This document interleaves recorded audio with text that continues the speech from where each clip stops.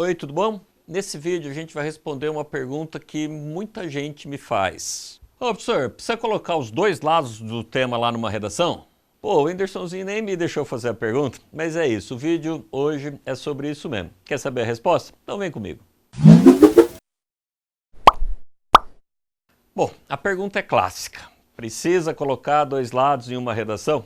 A primeira resposta, importante, vai ser a seguinte: depende do tema. Dá uma olhada nesse tema aqui, ó, que já caiu lá na Unesp. O legado da escravidão e o preconceito contra negros no Brasil. Um tema como esse não tem dois lados. Em um tema desse, você tem que dizer quais são esses legados que aparecem aqui, quaisquer que sejam eles. Eu sei que tem gente aqui que vai pensar que talvez precise colocar legados positivos, legados negativos, mas ó, essa pessoa está enganada. Em um tema desse, você precisa apenas dizer quais são esses legados. E você pode, sem problema algum, dizer que todos eles são negativos. Mas agora, repare nesse outro tema, um pouco diferente, também tirado da Unesp. Lê aqui, ó, publicação de imagens trágicas, banalização do sofrimento ou forma de sensibilização. Você consegue ver como ele é diferente daquele outro ou não? Uma das diferenças é que ele é feito na forma de pergunta, e isso é bem importante. Além disso, nesse caso, a gente consegue ver claramente uma estrutura bem interessante. Antes desses dois pontos ali, você tem o tema, que era a publicação de imagens trágicas. E logo depois dos dois pontos, você tem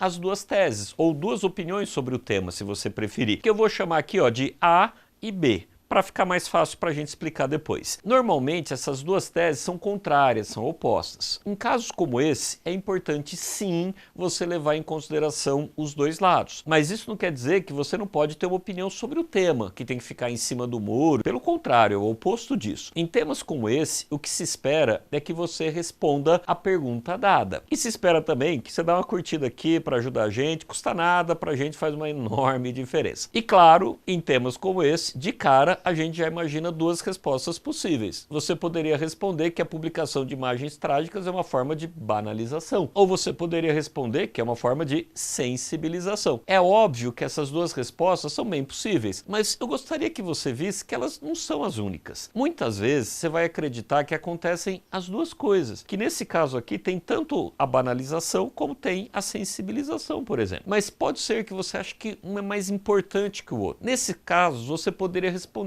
exatamente assim. A gente vai simbolizar dessa forma aqui, colocar que esse A é maior que B, ou seja, A é mais forte que B. Claro que poderia ser o contrário, o B é mais forte que o A, que tem mais sensibilização do que banalização. Por fim, você pode achar ainda que há os dois e que um não é mais forte do que o outro. Nesses casos, como os lados são contrários, a gente sugere que você use a palavra paradoxo. Importante, põe na redação paradoxo. Nesse último caso, você tem que tomar esse cuidado, porque senão você pode se contradizer. Isso numa redação é terrível. Por isso é importante usar essa palavra paradoxo nesse caso dessa tese, para você mostrar para o corretor que você entende que ambos os lados são igualmente fortes e que há na sociedade um paradoxo. Tá cansando de ouvir isso, né? Eu tô exausta!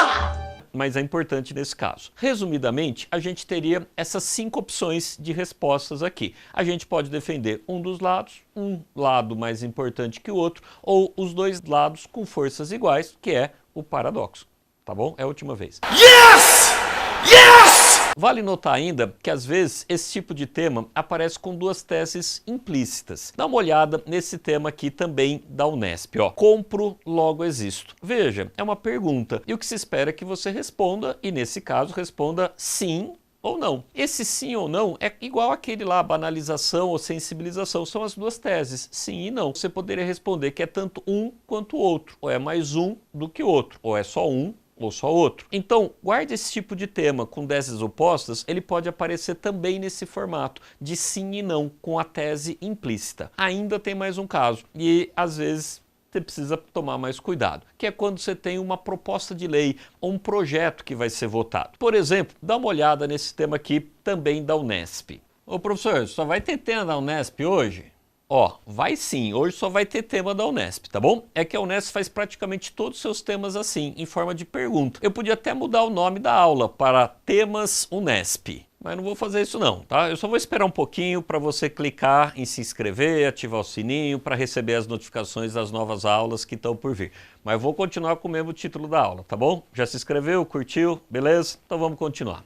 Olha esse tema da Unesp, que caiu já. O voto deveria ser facultativo no Brasil? Repare que um tema como esse você só pode responder sim ou não. Pense que você é um deputado ou uma deputada e chegou um projeto como esse, do voto facultativo, do voto obrigatório. As suas opções são votar a favor ou contra. Não dá para votar mais sim do que não. Não dá para você votar sim. O que dá para fazer é dar um voto com ressalvas. Um voto em que você não concorda 100% com o projeto, mas vai assim mesmo. Já deve ter feito isso muitas vezes na vida. Não concorda 100%, mas vai, né? Por exemplo, eu poderia achar que o voto facultativo também tem problemas, mas ele é melhor que o obrigatório. Ou o oposto, claro. Tem até uma frase do Winston Churchill, não sei se você conhece, famosão aqui com o seu charuto famoso, que usa esse recurso. A frase é: a democracia é a pior forma de governo, com exceção de todas as demais. Olha que frase interessante. Repare que na frase ele defende muito a democracia, mas deixa claro que ela não é perfeita. Você pode pensar isso sobre uma proposta qualquer, que ela é melhor, mas ela não é perfeita. E aí se argumenta nesse sentido. Tá bom? Por fim, em qualquer um desses casos, todos esses casos que a gente falou na aula de hoje, em que o tema é uma pergunta, o importante é você responder essa pergunta de acordo com as suas convicções, de acordo com o que você acredita. Mas lembre-se, a tese nesse tema é sua resposta justificada. Se você acha que a publicação de imagens trágicas, por exemplo, é uma forma de sensibilização, você pode defender isso, mas no desenvolvimento da redação, você tem que justificar muito bem por que você acredita nisso. Qual a importância, o que te levou a chegar nessa conclusão. O mesmo vale para qualquer outro tema, sim. Você pode dizer que o voto deve ser facultativo, obrigatório, mas nos dois casos vai precisar de boas justificativas. Se você quiser, pode enviar redações com temas como esses para a gente corrigir. Ô professor, mas como é que a gente faz isso? Eu estou louco para mandar a redação, mas não sei como é que a gente faz isso. Para fazer isso, basta baixar o aplicativo lá na loja do Google. O aplicativo é de graça e você só paga pelas redações que enviar. E aí você envia pra gente. A gente coloca comentários, faz sugestões para você melhorar, ver como você se saiu, como você desenvolveu essa redação, tá bom? Até a próxima aula. Abraço.